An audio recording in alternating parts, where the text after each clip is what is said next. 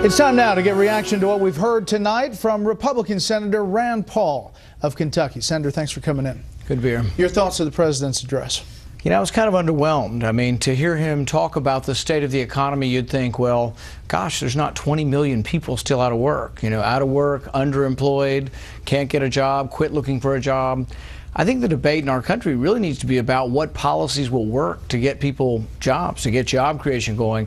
And I think I heard more of the same that's maybe not gotten or made the problem any better. What about this call for executive actions as opposed to, if Congress doesn't act on these items, that he's going to move on his own? You know, I guess I get sort of a feeling that we're being given a threat or a certain sense of arrogance that, you know, it's sort of my way or the highway. And I don't think that's not a very conciliatory tone. It's not sort of a tone that I think will help us to get anything done.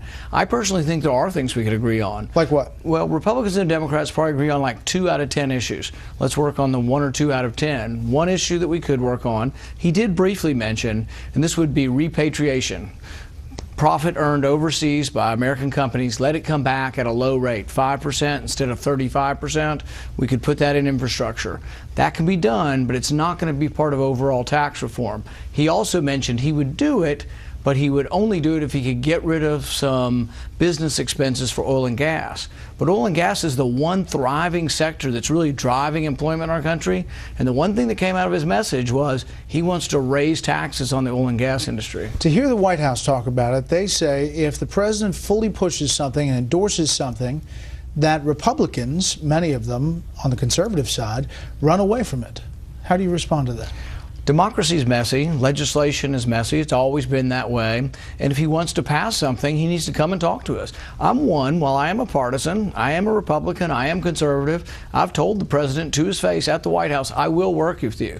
I recorded a message a few minutes ago, and in my message, I say I will work with him. But he has to come and talk to us. He can't just say, my way or the highway, I've got a phone, I've got a pen, and by golly, if you don't give me what I want, I'll do it anyway. That's sort of the tone of a bully. That's not the tone of somebody who wants to work with Congress. What prompted you to tape your own message? I mean, is the Republican response from Representative McMorris Rodgers not effective enough? No, I thought she did a great job. I thought Mike Lee did a great job. I think that really it's today's technology that drives this. I've done a response every year that I've been here, and it's not really something new for us. It's that, you know, we have 1.5 million people on Facebook. We have people who receive our email each week on updates. So we create videos all the time. I do several videos a week of messages. So to me, it's a natural extension of that. It's not one that I'm trying to compete with anybody else. I think there are many Republican messages. If you listen to all the different ones, you probably hear a lot of the same themes, actually. Do you think immigration reform moves forward with the House of Representatives taking this step-by-step approach? Only if he narrows his focus, and only if we make the reform dependent on border security. What I've proposed is that we do expand work visas, but we do it gradually, and we do it by Congress each year voting on whether the border is more secure. And I would make it dependent on a vote each year. Is the border more secure? Is it more secure? Is it more secure? And if it is, we keep expanding work visas to try to encompass those who are here and the workers that we need. Last thing. You made some statements, asked a series of questions about women's issues and Democrats, and you talked about President Clinton. Right. It created quite a stir. Any thoughts about those statements? You know what I think's funny about it is so many people bring it up and say, well, why is he bringing up Bill Clinton from 20 years ago?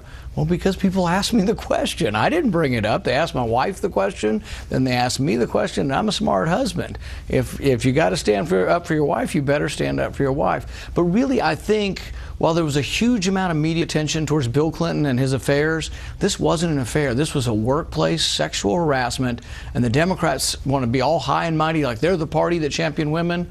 Well, gosh, their standard bearer seems to be a guy that was committing the workplace kind of violence that we should all be opposed to. Senator Paul, thanks for your time tonight. Thank you. Really appreciate it. Let's find out what America thinks of the State of the Union address. Shannon Bream.